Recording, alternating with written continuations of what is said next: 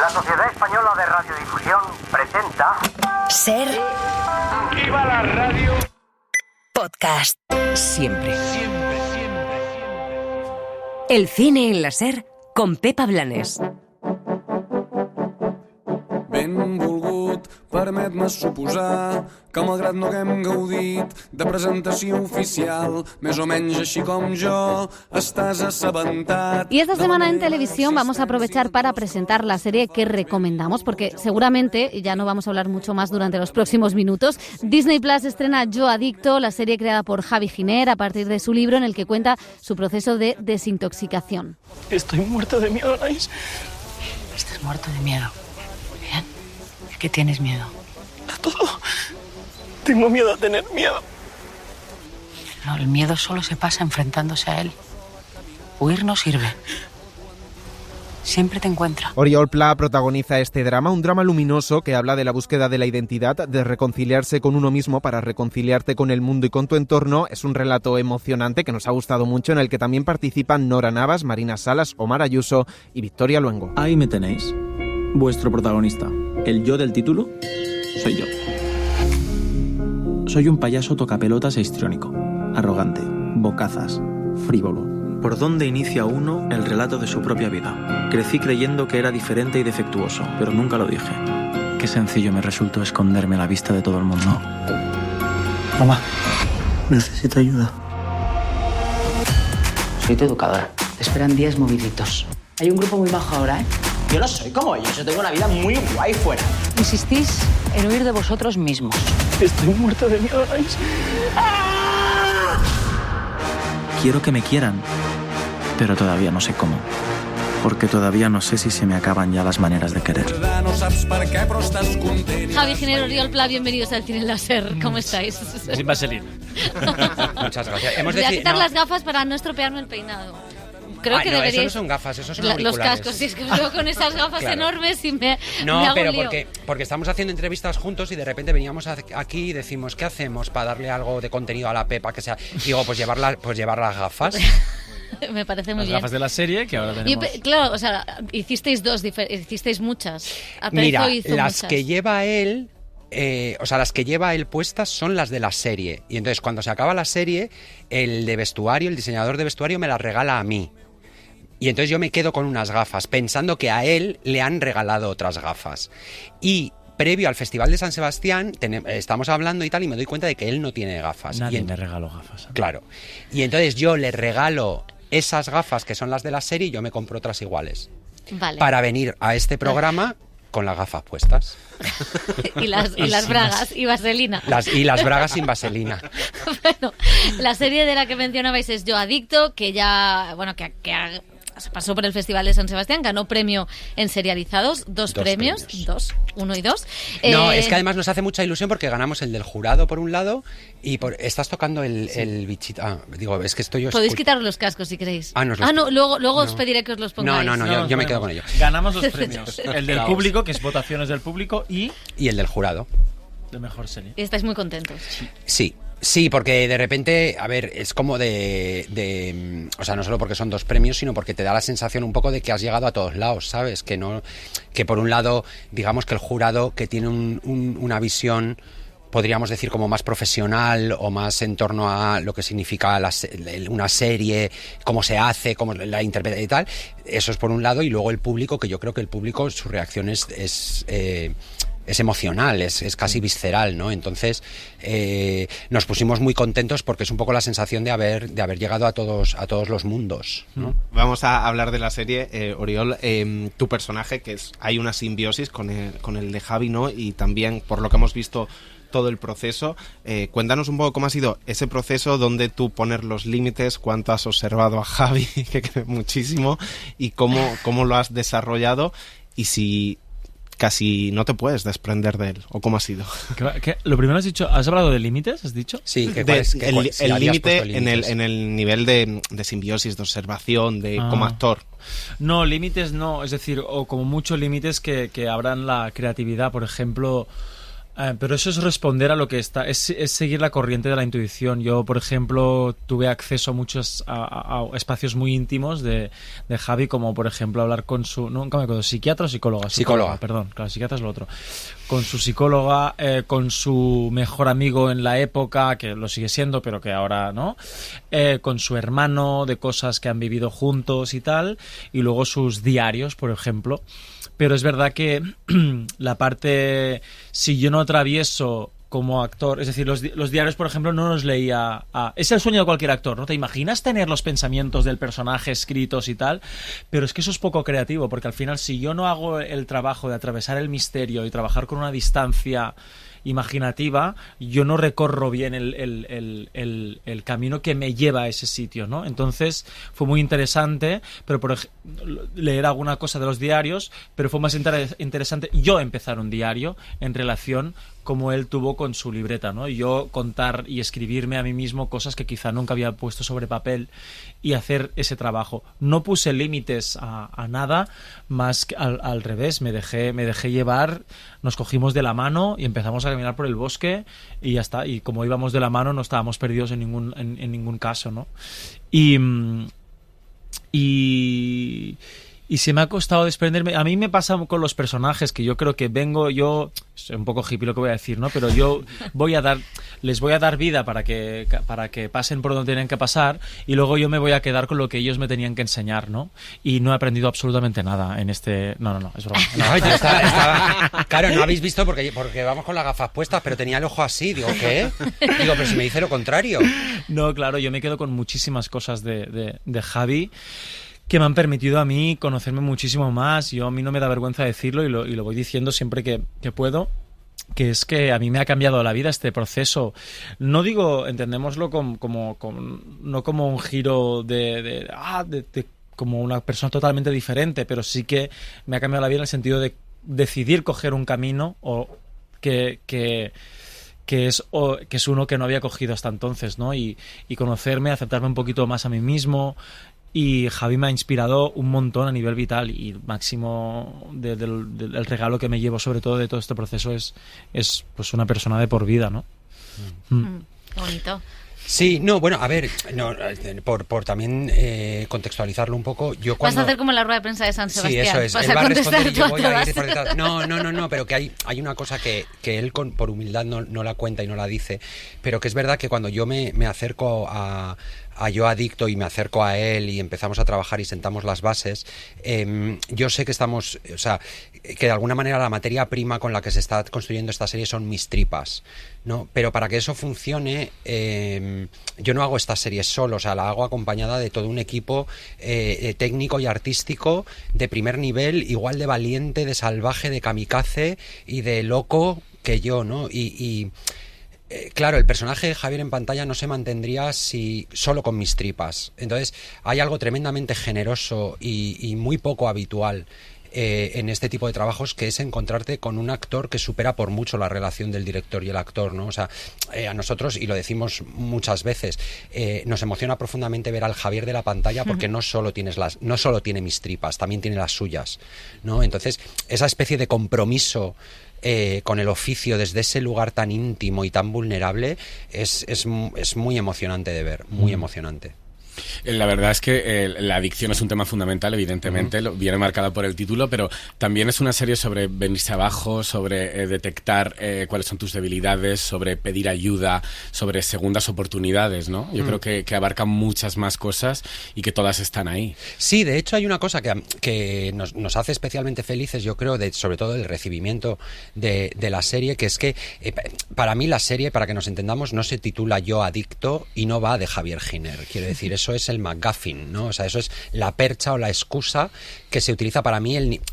La adicción o las drogas o los aspectos más llamativos, de alguna manera, es la excusa que yo tengo para hablar de muchos otros temas mucho más profundos y mucho más importantes, ¿no? El poder de la bondad, la necesidad de vincularnos, la humanidad, el poder comunicarnos desde la herida, el hablar abiertamente de quiénes somos, de que todos somos... o sea, que todos cometemos errores, que muchas veces nos perdemos. Si tú analizas y lo llevas como su espina dorsal más simple, realmente Yo Adicto trata de cómo una persona termina construyendo su propia identidad. Y ese es un viaje personal e íntimo que en mi caso yo llevé a cabo un desvío muy peligroso para lograr ser quien soy. Y no todo el mundo sufre ese desvío, ¿no? Pero sí es un camino común que seguimos los seres humanos. O sea, hacemos ese viaje de intentar saber quiénes somos y cómo suena nuestra voz. Y realmente eso es lo que está haciendo el personaje de Javier en la ficción, y en la vida real fue lo que hice en mi proceso de desintoxicación. Y por eso nos hace muy felices el recibimiento del público y de la gente que ve la serie, porque eso que es lo que realmente estábamos intentando contar bajo la peripecia se está transmitiendo, ¿no? Es decir, tú entras en Yo Adicto como espectador, y eso es una decisión muy consciente desde la creación propia de la serie, que es: vas a entrar en un viaje donde hay un personaje profundamente gilipollas que te puede sacar de tus putas casillas porque es un imbécil, pero te voy a obligar a que te sientas identificado con él.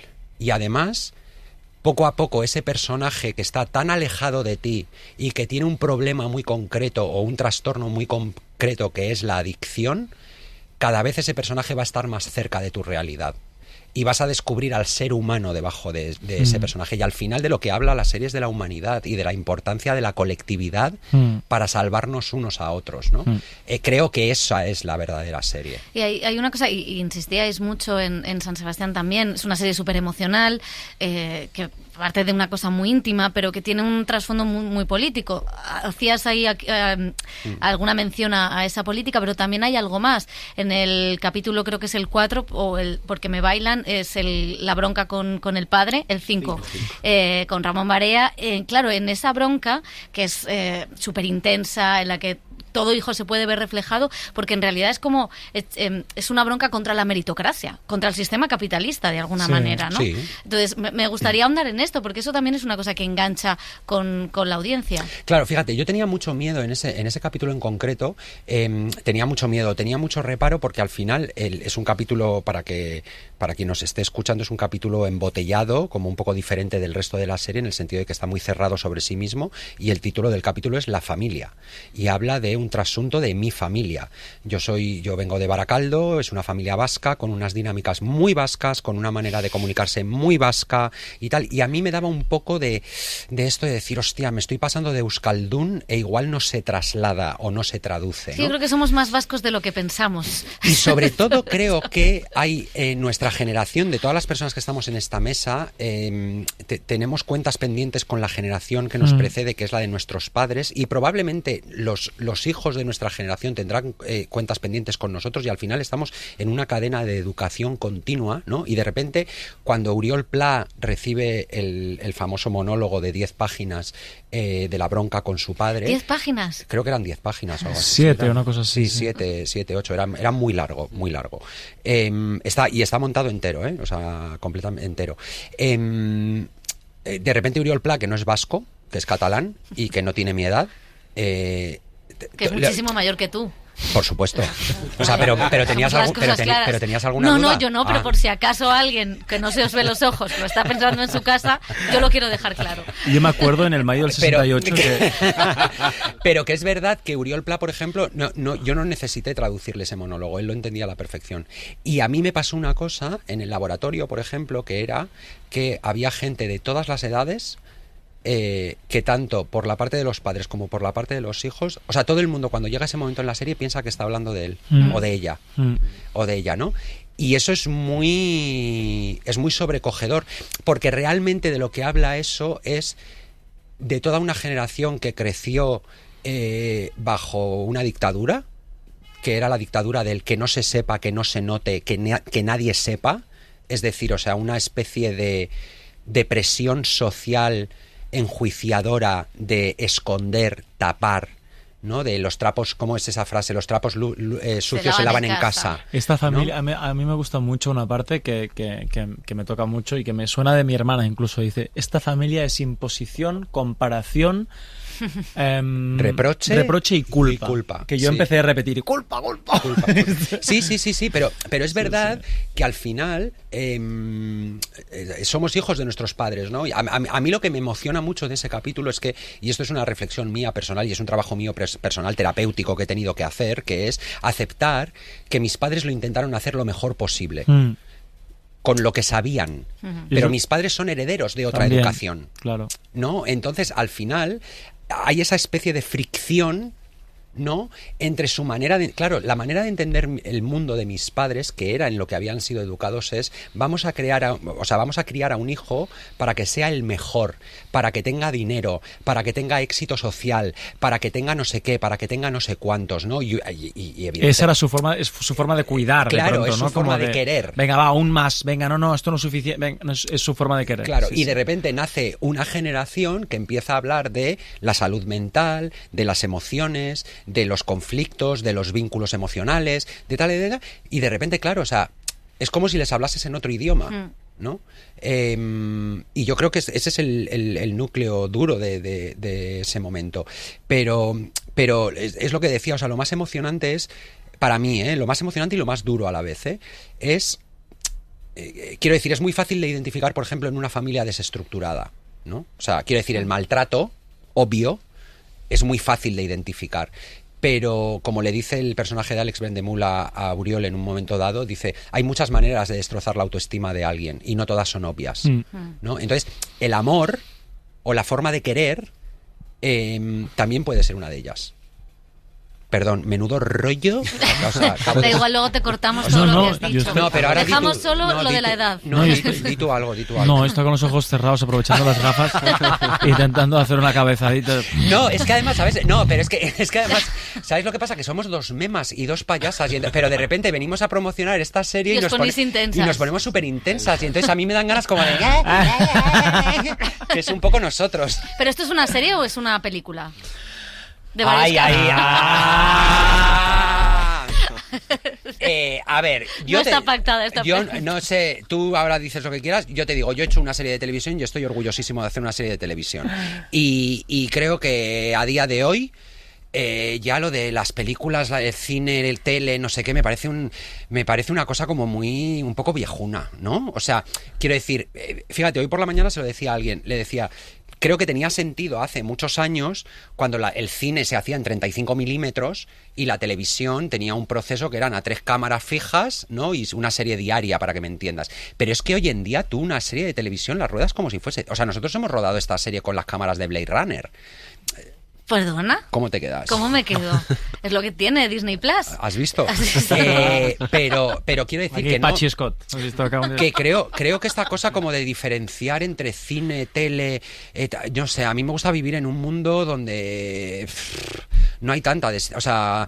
No hay fronteras. Sí, no hay fronteras y creo que cada proyecto tiene su propio lenguaje y su propia manera, ¿no? O sea, que me perdone el ínclito Alfonso Cuarón, al cual admiro muchísimo, pero a mí esta cosa de decir es que he hecho una película de 8 horas me parece una soberana estupidez. Tú has hecho una serie de televisión, cariño, y entonces apechuga con ello, ¿no? O sea, no... Es que te quiero decir, además, que hay de malo en hacer... O sea, ¿qué hay de malo en hacer una serie de televisión? No, pero es verdad que de pronto parece como la tele... Pues es verdad que se va confundiendo todo. Para mí la gran diferencia es el espacio en el que se le da la oportunidad, ¿no? Entonces, un cine es un montón de gente, igual que el teatro, que no se conoce, que llega, que mira como conjunto, es una masa que no se conoce, pero existe como ente, ¿no? Social, de pronto, y que de pronto vive conjuntamente algo y se junta para disentir en un espacio seguro donde pasan cosas peligrosas, ¿no?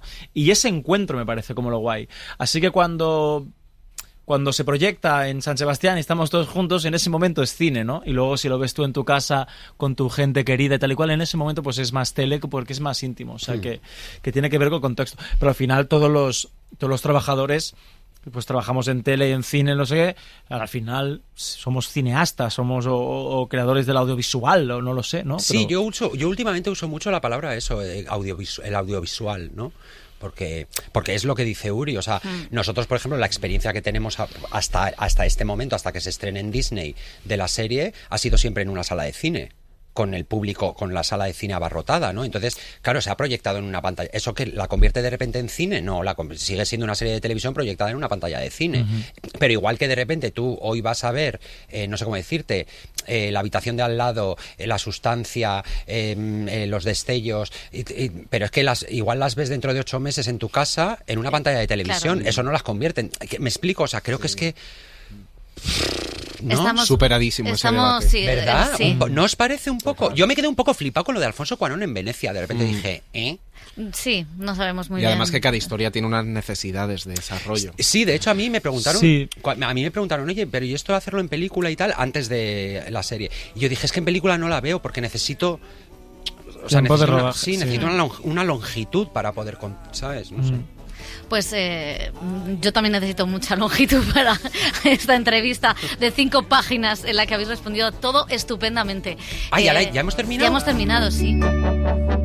Benvolgut, ho deixo aquí, que sé que ets un home ocupat. Suposo que és moment d'acomiadar-me esperant. Javi Giner, Oriol Pla, en la siguiente, cuando estéis nominados a todo, venís y seguimos hablando. Vale. ¿Y tú crees que vamos a estar nominados a todo? Sí.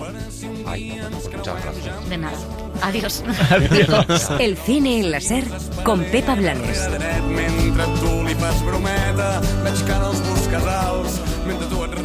Suscríbete al Cine en la SER. Escúchanos en directo en la SER los sábados a las 7:30 de la mañana y los domingos a las 3 de la madrugada. Cadena SER. La radio.